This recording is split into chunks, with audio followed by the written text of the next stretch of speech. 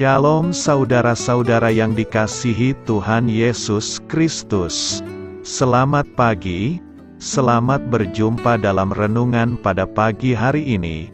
Selamat beraktivitas dan selamat melayani Tuhan.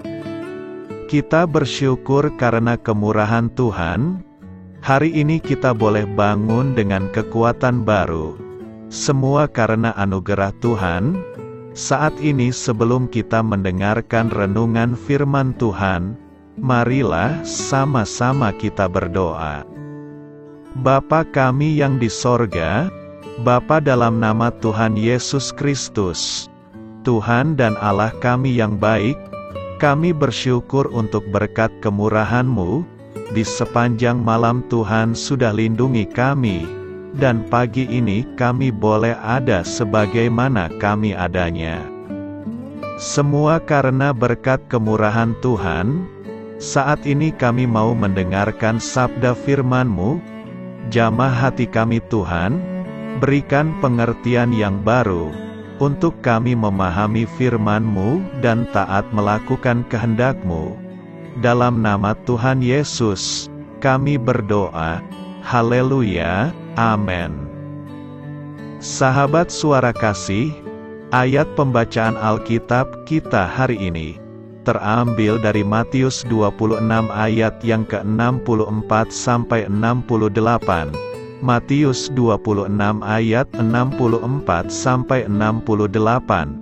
Jawab Yesus, "Engkau telah mengatakannya, akan tetapi aku berkata kepadamu, mulai sekarang kamu akan melihat Anak Manusia duduk di sebelah kanan Yang Maha Kuasa, dan datang di atas awan-awan di langit."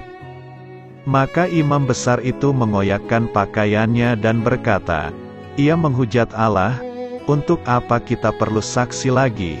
Sekarang telah kamu dengar hujatnya, bagaimana pendapat kamu?" Mereka menjawab dan berkata, "Ia harus dihukum mati." Lalu mereka meludahi mukanya dan meninjunya. Orang-orang lain memukul dia, dan berkata, "Cobalah katakan kepada kami, hai Mesias, siapakah yang memukul engkau?" Sahabat suara kasih, ayat emas renungan kita hari ini adalah Matius 26 ayat 65 sampai 66. Maka imam besar itu mengoyakkan pakaiannya dan berkata, "Ia menghujat Allah, untuk apa kita perlu saksi lagi? Sekarang telah kamu dengar hujatnya. Bagaimana pendapat kamu?" Mereka menjawab dan berkata, "Ia harus dihukum mati." Judul renungan kita hari ini adalah, "Jangan Melupakan Tuhan Kita", ditulis oleh Lori. Sahabat suara kasih, 2 kali setiap tahun, umat Kristiani selalu merayakan musim-musim kehidupan Tuhan Yesus di bumi. Yang pertama perayaan kelahirannya dan yang kedua kematiannya. 2 perayaan ini jadi pembuka dan penutup. Catatan yang Tuhan Yesus sampaikan tentang perjalanan hidupnya. Ada 3 orang berpengaruh yang dekat dengan Tuhan Yesus di detik-detik akhir hidupnya. Tetapi mereka sama sekali tidak memperoleh janji atas kematian, penguburan dan kebangkitannya. Ketiganya adalah Pilatus, Herodes, dan Kayafas. Waktu membuka Matius 26, mari memeriksa 3 orang, yang kemudian kehilangan segalanya dalam hidup mereka. Tuhan sendiri meninggalkan mereka. Pertama, Pontius Pilatus. Dia lalai, tidak tertarik, acuh tak acuh, dan pasif. Kedua, Herodes, si pembunuh bayi. Dia adalah seorang raja yang tidak layak memimpin umat Allah, karena tabiatnya yang menolak dan membenci Tuhan Yesus. Lalu yang ketiga adalah Kayafas. Kayafas adalah imam besar yang mewakili semua bangsa di hari Paskah. Tapi dia melewatkan janji keselamatan, karena sikapnya yang aktif menentang dan menjatuhkan Tuhan Yesus. Apa yang bisa kita pelajari dari ketiga sosok ini? Dari Pilatus kita melihat adanya ketidakpercayaan dalam dirinya. Dia mungkin terpesona dan penasaran dengan apa yang dilakukan Tuhan Yesus. Tapi dia tidak berani maju lebih dalam untuk mengenal dia.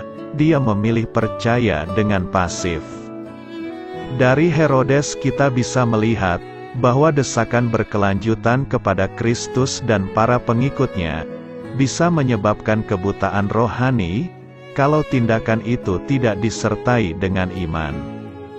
Tidak ada orang yang punya kesempatan terbaik untuk mengenal Tuhan Yesus selain keluarga Herodes. Tapi tidak ada yang lebih getol menolak kebenaran selain keluarga Herodes. Hal inilah yang membuat dia kehilangan kesempatan berharga untuk memperoleh kehidupan kekal.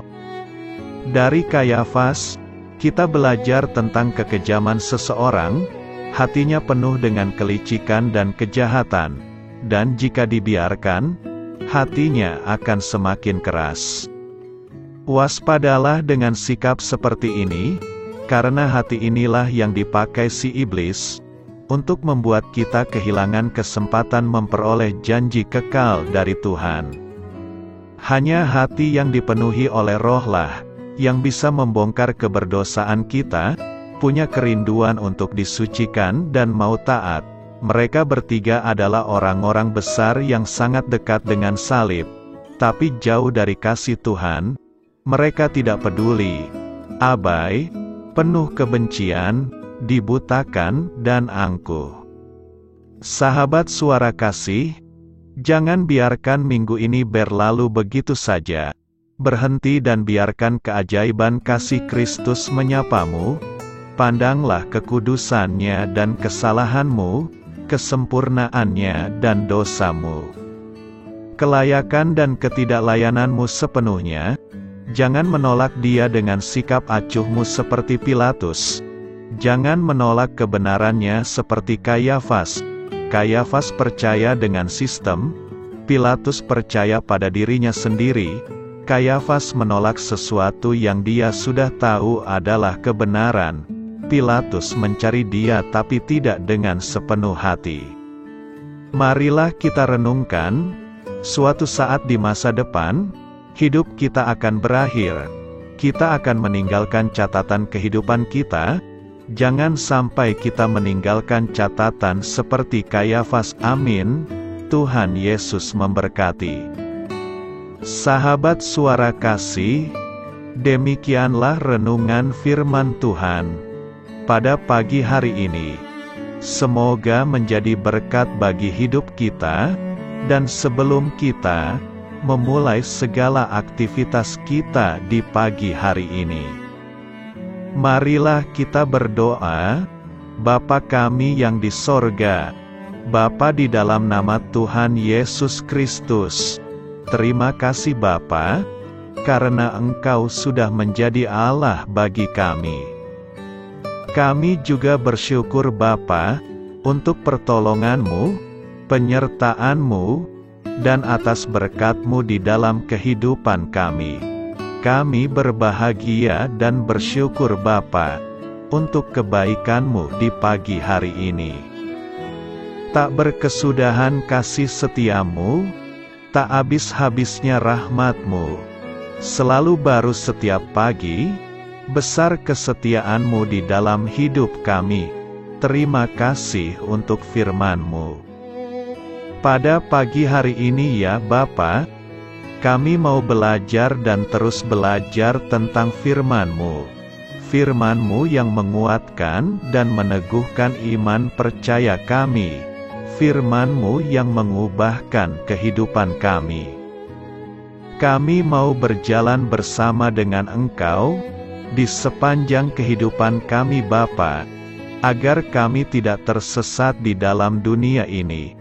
Terima kasih Bapa, buat kesempatan dan nafas kehidupan yang masih Engkau berikan. Kami mau memakai kehidupan kami untuk hormat dan kemuliaan nama-Mu. Segala pergumulan dan masalah hidup kami serahkan di dalam tangan-Mu. Engkau yang akan menyelesaikannya bagi hidup kami. Kami hanya berharap kepadamu, Bapa. Hamba berdoa untuk saudara-saudara kami, yang sudah mendengarkan renungan firman-Mu pada pagi hari ini, yang saat ini sedang mengalami sakit penyakit, pergumulan, masalah, kebutuhan ekonomi. Kiranya Engkau yang jamah, sembuhkan dan pulihkan. Berkati juga perekonomian mereka, serta berikan jalan keluar di setiap pergumulan masalah yang mereka sedang hadapi. Dan ajarlah kami Bapa, untuk selalu berharap dan percaya sepenuhnya kepada Tuhan Yesus. Kiranya Engkau yang terus memberkati kehidupan kami, keluarga kami, dan sanak saudara kami. Daerah tempat tinggal kami, bangsa dan negara kami, pemerintah-pemerintah kami, biarlah semuanya dalam perlindungan-Mu Bapa, dan jadilah sesuai dengan kehendak-Mu yang terbaik di dalam kehidupan kami. Dan pada pagi hari ini ya Bapa, kami mau berterima kasih buat perlindungan-Mu di sepanjang malam yang telah kami lewati. Pagi hari ini, kami akan memulai aktivitas kami sebagaimana mestinya. Kami yakin dan percaya, perlindungan-Mu tetap ada di dalam hidup kami, dan juga di sepanjang hari yang akan kami lewati ini. Terima kasih Bapa, inilah yang menjadi doa dan permohonan kami. Dalam nama Tuhan Yesus Kristus, kami berdoa, amin.